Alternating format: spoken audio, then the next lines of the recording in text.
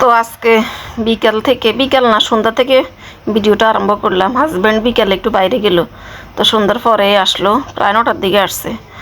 তো দেখেন, সে গেছে কিছু মুদি বাজারের জন্য, এরপরে সেই ইনফিনিটি ঢুকি এই জন্য একটা শার্ট নিয়ে আসছে, একটা গেঞ্জি নিয়ে আসছে, মোজা নিয়ে আসছে। খালি সাদা শার্টে কিনে, সাদা শার্ট এর অফিসিয়াল ড্রেস, সাদা শার্ট চলে আর কি। তা আমি বলতেছি এত সাদা শার্ট দিয়ে কী করবে, কতগুলো সাদা শার্ট জমছে।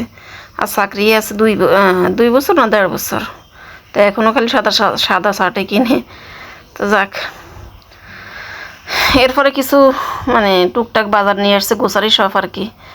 আলু, তারপরে বিস্কিট, এই তো চাপাতি, আবার আদা, এগুলো নিয়ে আসছে আর কি, যা যা লাগে আমার।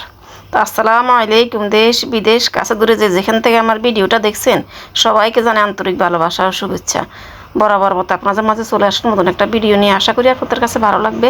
ভালো লাগলে অবশ্যই আমার ভিডিওটাতে একটা লাইক দিয়ে দিবেন, আর খুব বেশি ভালো লাগলে সাবস্ক্রাইব করে দিতে ভুলবেন না। যারা যারা সাবস্ক্রাইব করে আমার পাশে আছেন তাদেরকে আমার মন থেকে জানাই অসংখ্য ধন্যবাদ। তো আজকে আমার বাসার মধ্যে কি হুলস্থুল কাণ্ড, আমার মাথার মধ্যে মনে হয় না আকাশ ভেঙে পড়ছে। এই অবস্থা, আমার বাসার অবস্থা দেখে কেমনে যে কী করব, ভেবে কুল করতেছি না, কুল পাইতেছি না। আমার বাসার যে আমার রুমের ওয়াশরুমটা ভেঙে ওইখানে বারান্দা হবে, আর বারান্দার জায়গায় ওয়াশরুম হবে আর কি। তো এই ডিজাইন আমি যে ডিজাইনে করছি, ওই ডিজাইন আমি ফার্স্ট করছি এই ইউনিটে। তো এই ডিজাইনটা আমি ইঞ্জিনিয়ার যেভাবে আমাদেরকে ম্যাপে দিচ্ছে ওইভাবে করছি, কিন্তু সবাই আবার এটার উল্টে কী করছে, যে সাইডে ওয়াশরুম করছে ইঞ্জিনিয়ার দিছে না, ওইটা ওরা সবাই ওই সাইডে বারান্দা দিয়ে দিছে, আর বারান্দার জায়গায় ওয়াশরুম নিছে। তো আমারটা একটু ব্যতিক্রম হয়ে গেছে, বাইরে থেকে দেখতেও খারাপ দেখা যায়, সেই জন্যে এখন কোম্পানি থেকে বলতেছে না আপনাদের এটা ভাঙা লাগবে।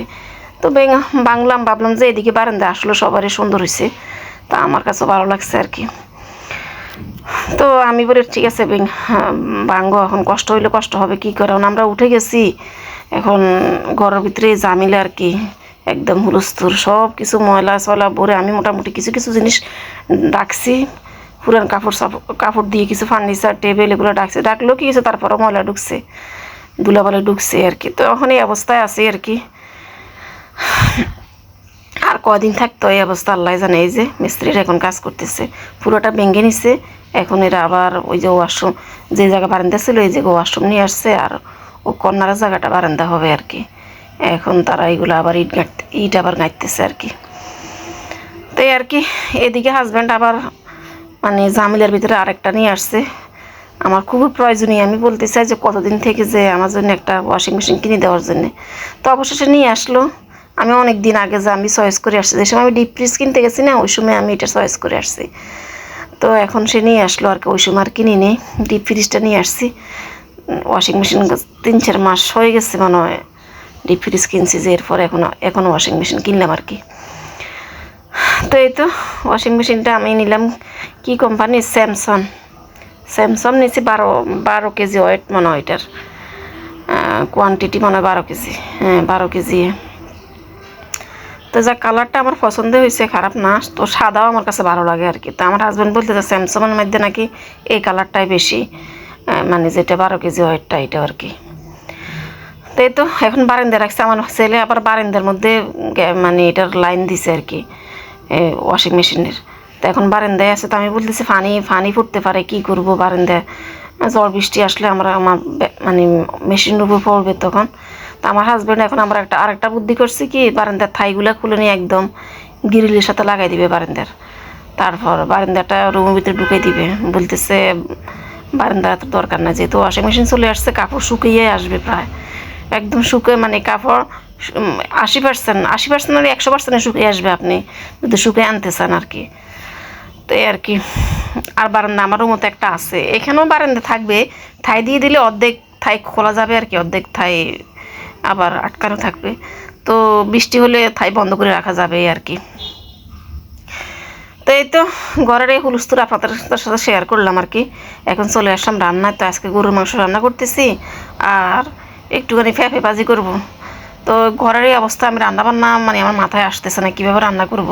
একদম ধুলা ফান মধ্যে শুধু বালু। তো আমার হাজব্যান্ডকে আমি জুতা দিয়ে দিছি, আমার মেয়েকে বলে তুমি জুতা ফাঁয়ে দিয়ে বিছনায় উঠো, আমরা যে বিছনা শুই আর কি ওইটা, তো ওই ওই রুমের বিছনাটা উঠেই নিছে আমার হাজব্যান্ডে খাট থেকে।